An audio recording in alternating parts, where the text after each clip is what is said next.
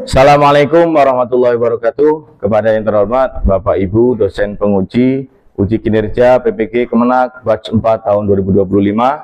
Perkenalkan, nama saya Sugeng Hendianto, mahasiswa PPG batch 4 tahun 2025 di LPTK Universitas Negeri Jakarta dengan mapel biologi NIM 2003 757252 0001. Pada hari ini Senin 27 Januari 2026 akan melaksanakan praktik pembelajaran dalam rangka penilaian uji kinerja di Madrasah Aliyah Tahfidzul Quran kelas 10 dengan materi inovasi bioteknologi.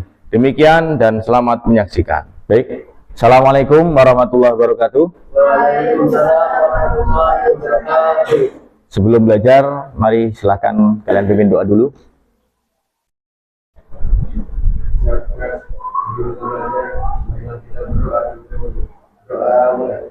Bismillahirrahmanirrahim.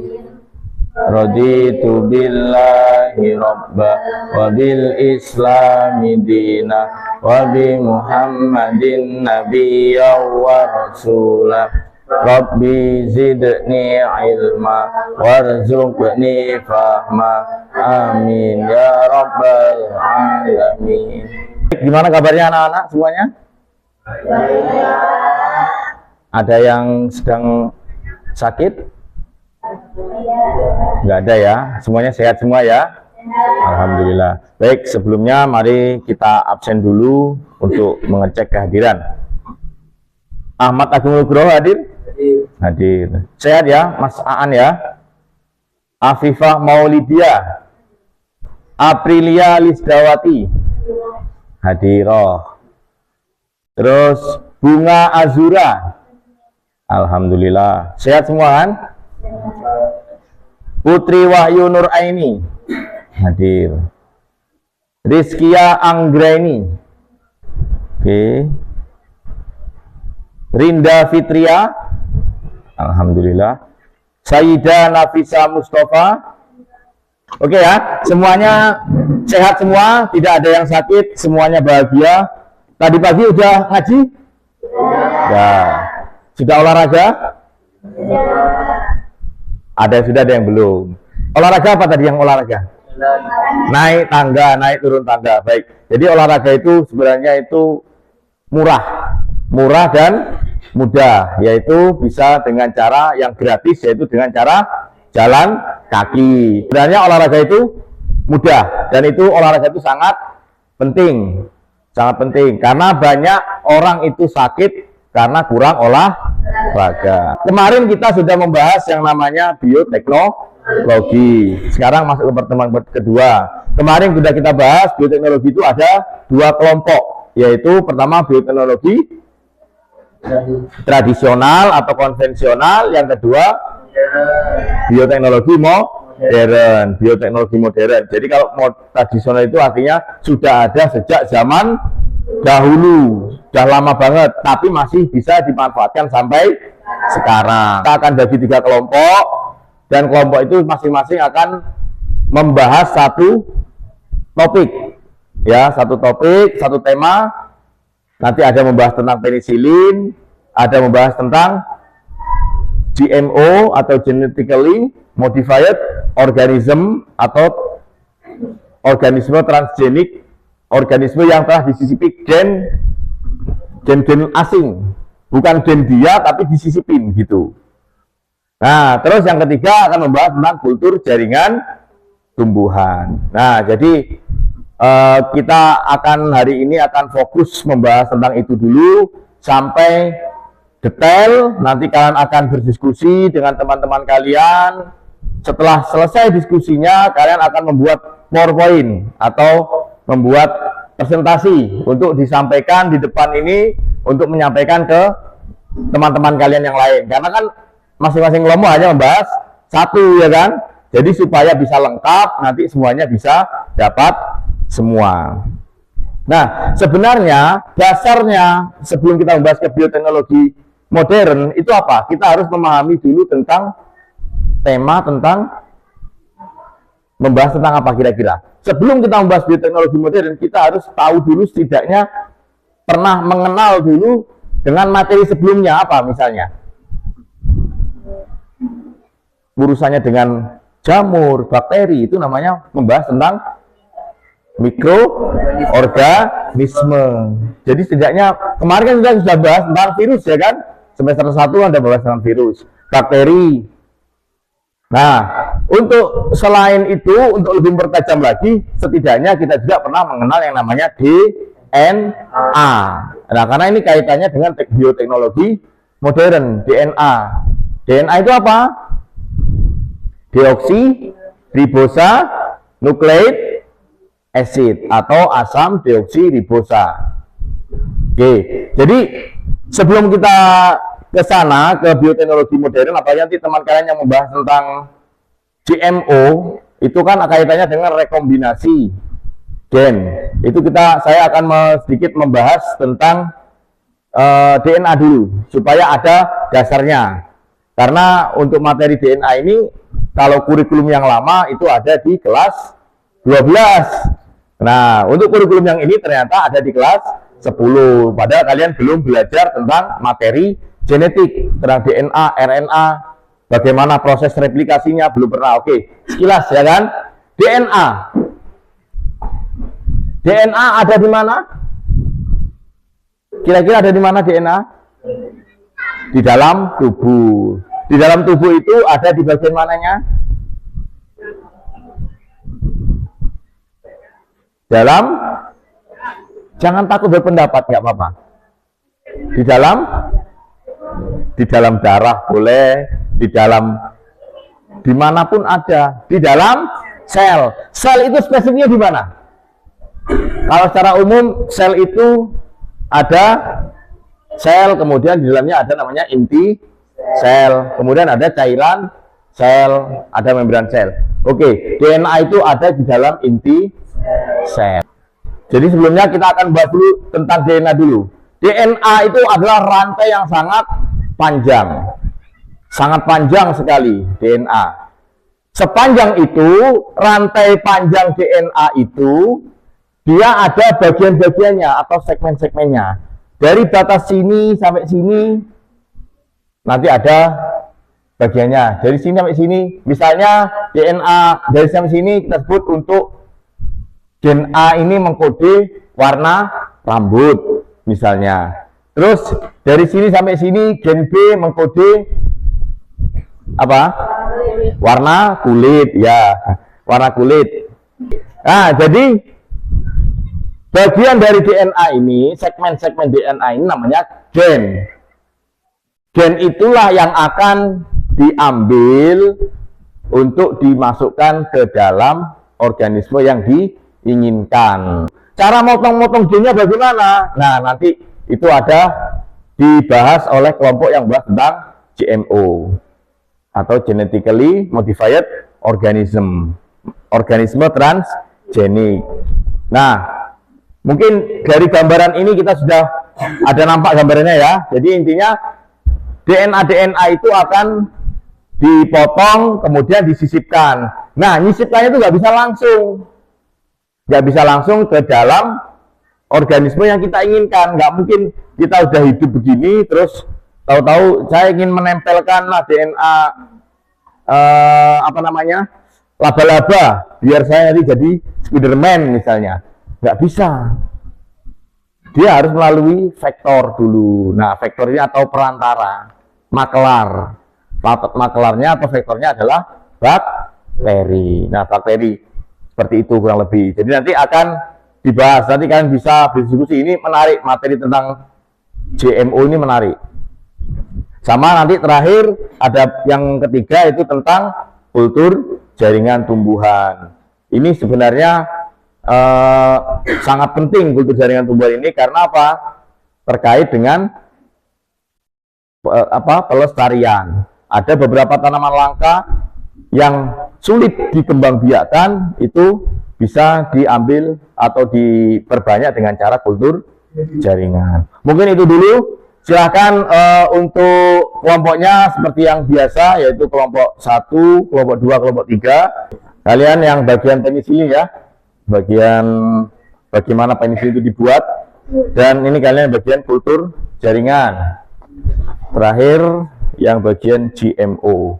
Silakan kalian diskusi dengan temannya, kalian gunakan akses internet, gunakan buku kalian untuk menjawab pertanyaan-pertanyaan yang ada di LKPD. Nah, LKPD ini silakan kalian isi, kalian jawab, kalian diskusikan dengan temannya bersama-sama. Kalian boleh mengeksplorasi dengan cara melihat YouTube, tapi suaranya jangan terlalu keras-keras karena biar nggak mengganggu dari temannya ya. Oke.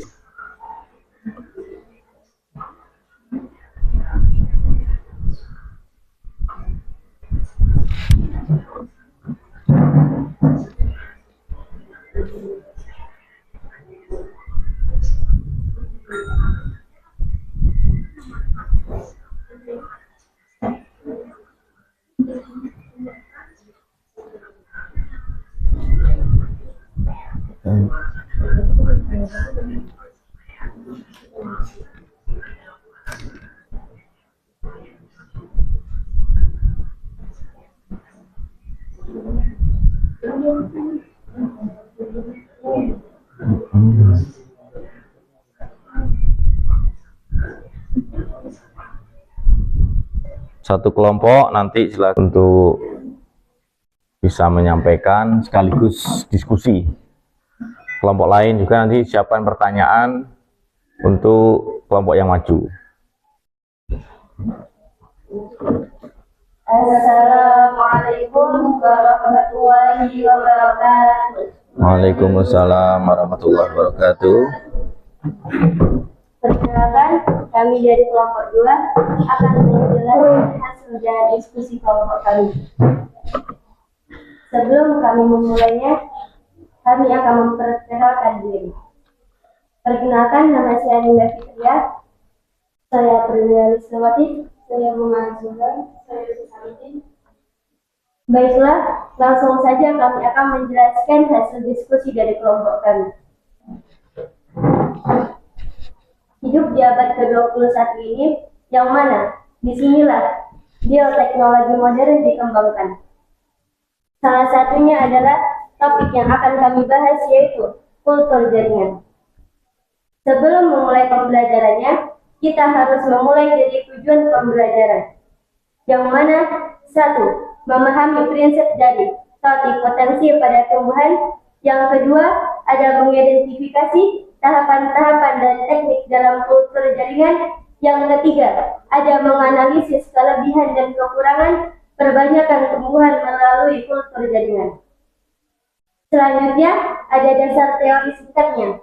Kultur jaringan adalah teknik membudidayakan jaringan tanaman menjadi tanaman kecil yang mempunyai sifat sama dengan induknya. Teknik ini didasarkan pada teori totipotensi yang menyatakan bahwa setiap sel tumbuhan memiliki kapasitas untuk tumbuh dan berkembang menjadi organisme lengkap jika berada di lingkungan yang sesuai. 1. Inisiasi pengambilan eksplan bagian tanaman dari induk yang sehat dan steril. 2. Sterilisasi proses pembersihan eksplan dan alat-alat dari mikroorganisme penyebab kontaminasi. Ini penting untuk memastikan keberhasilan kultur. Setelah dijelaskan oleh Bunga Azura terhadap tahapan kultur jaringan, saya akan menyetelkan video dari proses kultur jaringan. Dan berkembang, termasuk juga pada teknologi kultur jaringan. Biasanya kita memperbanyak bibit dengan metode konvensional seperti perkecambahan biji, okulasi, cangkok, dan snack. Pada tanaman tertentu yang sulit diperbanyak melalui metode konvensional. Oke, selanjutnya ada menganalisis konsep kunci dalam kultur jaringan yang akan dijelaskan oleh Aprilia Lisdawati. Menganalisis konsep kunci dalam kultur jaringan. Apa itu expand? Apakah dari salah satu kalian ada yang mengerti apa itu expand? Ya.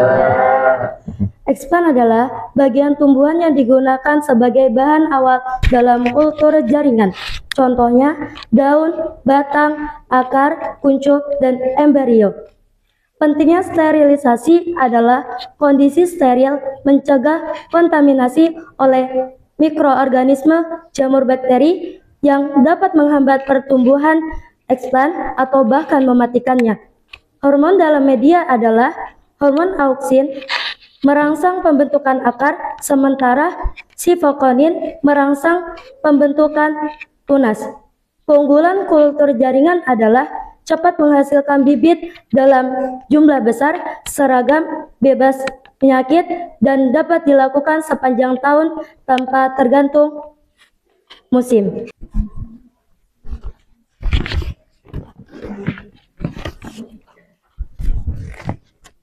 Akhir dari presentasi kami, apakah teman-teman dari kelompok lain ada yang ingin bertanya? Dari kelompok 3. Apakah semua jenis tanaman bisa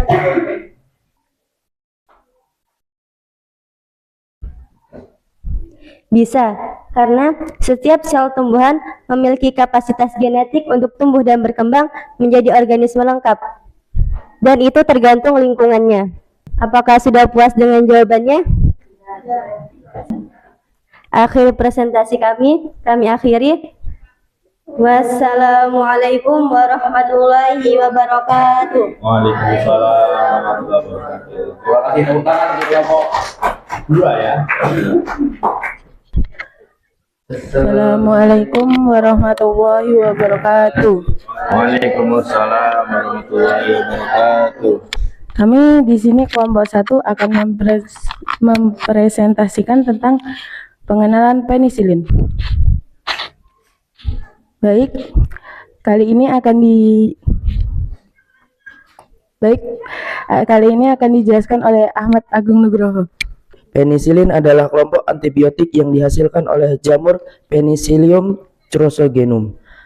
Ditemukan pertama kali oleh Alexander Fleming pada tahun 1928. Penemuan ini menandai era baru dalam dunia kedokteran karena mampu mengobati infeksi bakteri yang sebelumnya mematikan. Sejarah penemuan. Pada tahun 1928, Alexander Fleming meninggalkan cawan Petri berisi bakteri Staphylococcus di dalam laboratoriumnya. Sekembalinya dari liburan, ia menemukan zona bening di sekitar jamur yang tumbuh di cawan tersebut. Bakteri di sekitar jamur itu mati. Jamur tersebut kemudian diidentifikasi sebagai penicillium. Murnian penisilin, yaitu dibagi menjadi 3. Yang pertama, filtrasi, dalam kurung pemisahan jamur. Kaldu disaring menggunakan rotai vacuum filter untuk memisahkan micelea dari cairan mengandung penisilin. Yang kedua, ekstraksi pelarut. Penisilin dilarutkan dalam pelarut organik pada suhu rendah dan pH asam, memindahkannya dari air. Yang ketiga, pemurnian lanjutan. Proses ekstraksi berulang dengan menaikkan atau menurunkan pH untuk meningkatkan kemurnian penisilin. Kelanjutan dari tahap-tahap pemurnian penisilin. Kristalisasi. Penambahan garam, natrium atau kalium menyebabkan penisilin mengendap sebagai kristal garam. Misalnya penicillin G gonium yang lebih stabil. Pengeringan dan pengemasan. Kristal dipisah, dicuci, dan dikeringkan untuk menghasilkan bubuk putih halus yang siap dikemas secara steril. Baiklah, apakah ada kelompok lain yang ingin bertanya? Baik, untuk kelompok 3, silakan. Apa saja jenis-jenis penisilin?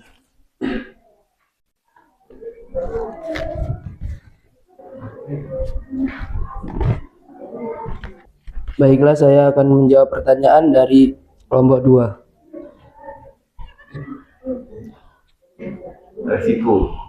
Resikonya, bakteri yang paling kuat akan bertahan dan berkembang biak menjadi resisten. Antibiotik yang sama tidak akan efektif dan infeksi menjadi sulit diobati. Risiko terbesarnya adalah kematian. Baiklah, sekian presentasi yang dapat kami sampaikan. Kami akhiri. Wassalamualaikum warahmatullahi wabarakatuh. Waalaikumsalam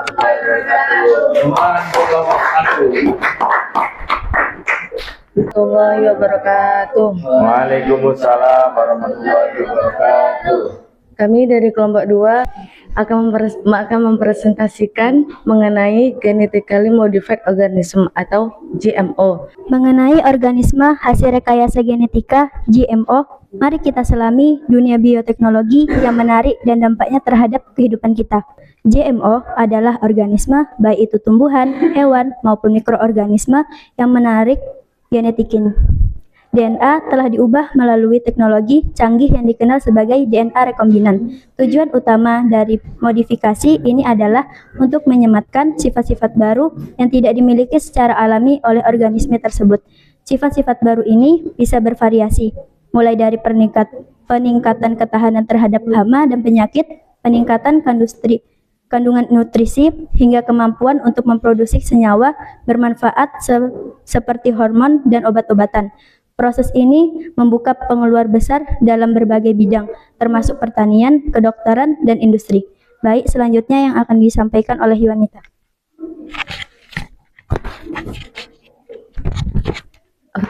Aktivitas selanjutnya yaitu mengidentifikasi produk GMO. Mari kita telusuri beberapa contoh produk GMO yang ada di sekitar kita. Yang pertama, ada golden rice, padi, gen penghasil beta-karoten, dapat mengatasi defiansi vitamin A. Yang kedua, ada jagung BT, yakni jagung, gen dari bakteri Bacillus thuringiensis, ketahanan terhadap hama serangga ulat tanpa pestisida kimia berlebih. Yang selanjutnya ada tomat flavor saver, yakni tomat, menghambat enzim pelunakan dinding sel, dapat memperlambat proses pembusukan, umur simpan lebih lama. Insulin manusia, bakteri E. coli, gen penghasil insulin manusia, mengobati diabetes mellitus. Kapas transgenik, kapas, ketahanan terhadap herbisida, memudahkan pengendalian gulma. Aktivitas selanjutnya yakni menganalisis pro dan kontra GMO. Keuntungannya sendiri salah satunya yakni mengurangi penggunaan pestisida kimia, meningkatkan nilai gizi pada bahan pangan, dan tanaman lebih tahan terhadap kekeringan dan perubahan iklim.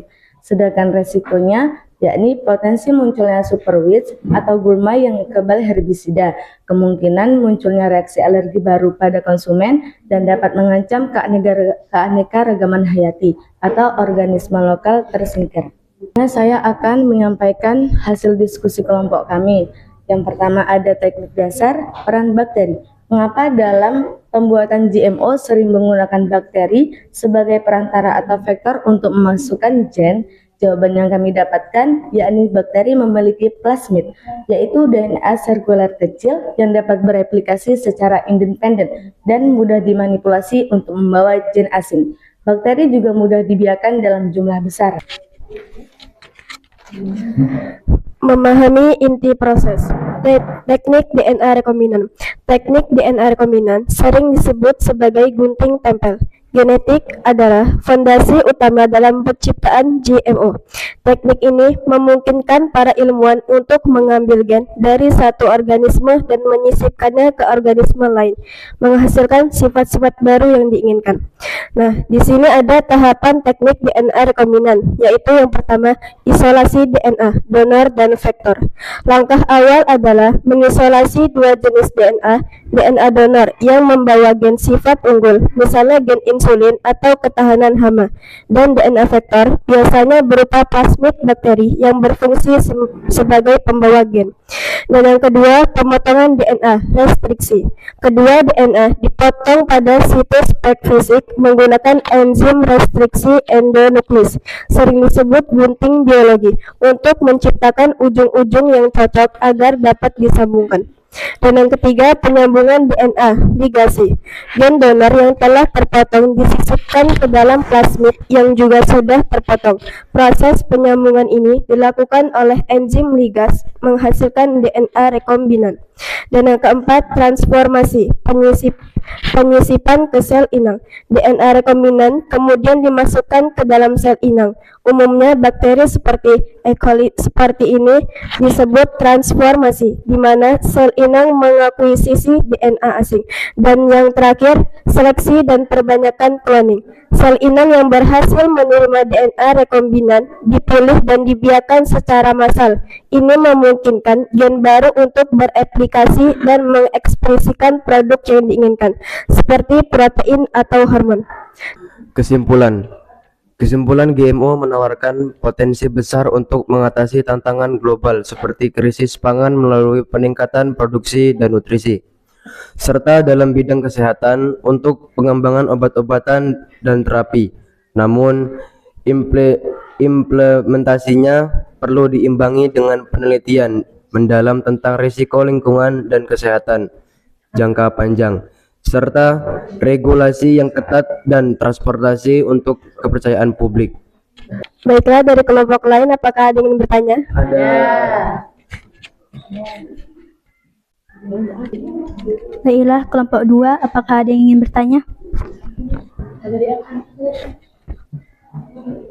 Apakah tanaman GMO berpotensi menyebabkan alergi atau masalah kesehatan jangka panjang pada manusia?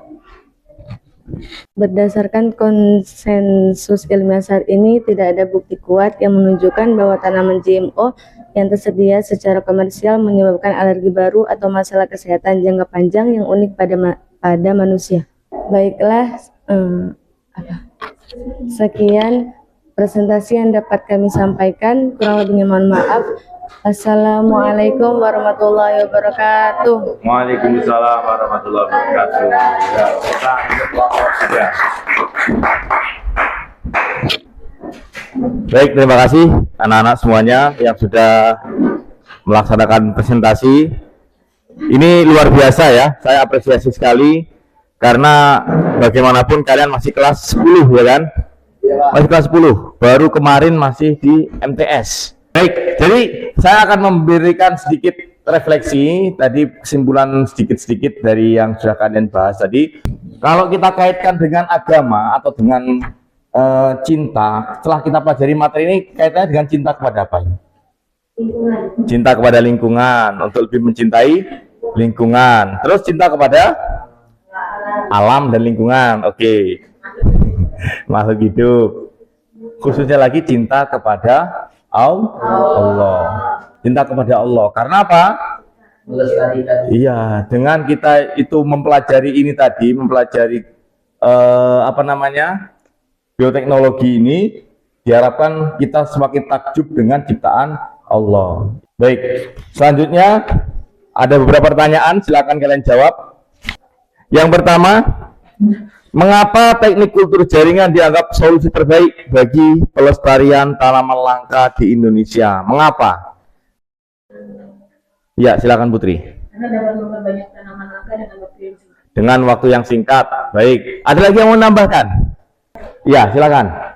Menghasilkan sifat bibit tanaman yang unggul, bibit tanaman terhindar dari penyakit, dan serta pengadaan bibit tanaman tidak tergantung musim. Tidak tergantung musim. Baik. Tadi ini kaitannya dengan tanaman langka ya.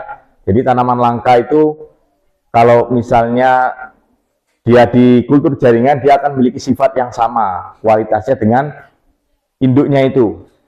Dan juga dia tidak tergantung dengan musim. Dan yang paling penting lagi, dia apa?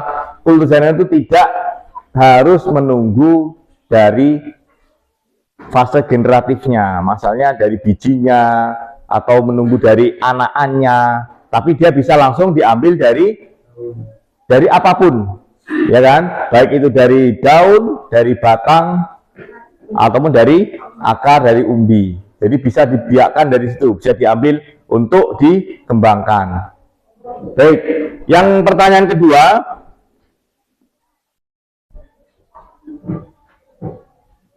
bagaimana kita menyikapi modifikasi tanaman ini? Modifikasi atau tanaman transgenik tadi. terkait dengan kita itu cinta kepada Allah. Artinya kan ada istilah kalau manusia itu nggak boleh merubah ciptaan ya. Misalnya yang hidungnya segini ya nggak usah ditambahkan kan gitu. Nah, sedangkan kalau GMO tadi jelas kan, dia berusaha untuk membuat suatu tanaman atau suatu hewan itu biar lebih menguntungkan bagi manusia. Itu kira-kira bagaimana menurut kalian itu? Sesuai nggak dengan agama? Silakan Mbak Ali. Sesuai nggak? Apakah itu melanggar ajaran agama? Atau itu sama saja dengan tidak mencintai Allah? Artinya nggak nerima, ya udah dapat kambing yang kurus, ini ya udah diterima aja, gitu loh. Apa gimana kira-kira? Atau sawitnya, ya udah pakai sawit yang dari tukulan brondolan yang di yang sawitnya buahnya kecil-kecil, nggak ada buahnya. Nah, kira-kira gimana? Apakah itu melanggar agama nggak kira-kira?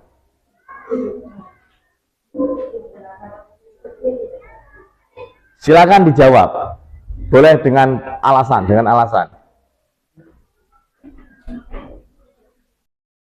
Atau jawabannya iya atau enggak dulu. Melanggar enggak? Enggak. Kalau pada tanaman ya, pada tanaman ataupun pada hewan itu masih dalam tanda kutip dia masih kategori aman. Tapi kalau sudah kaitannya dihubungkan dengan manusia, nggak boleh. Misalnya ini kamu mau diambil, ini ada bayi, calon bayi yang masih dalam itu, kemudian bagaimana caranya cari gen yang ini gen untuk misalnya hidungnya mancung, disisipkan ke dalam gen dari bakal bayi itu, embrio itu misalnya. Itu nggak boleh. Kalau udah urusannya dengan manusia, untuk ditransgenikkan atau dimodifikasi, cloning juga misalnya digandakan, manusia digandakan, itu juga nggak boleh. Terima kasih. Apakah ada pertanyaan? Nggak ada. Terima kasih atas kebersamaannya dalam waktu yang alhamdulillah yang cukup baik ini. Mungkin kalau tidak ada pertanyaan, mari kita tutup dengan bacaan hamdalah bersama-sama. Alhamdulillahirabbil alamin. Dari saya, assalamualaikum warahmatullahi wabarakatuh. Waalaikumsalam warahmatullahi wabarakatuh.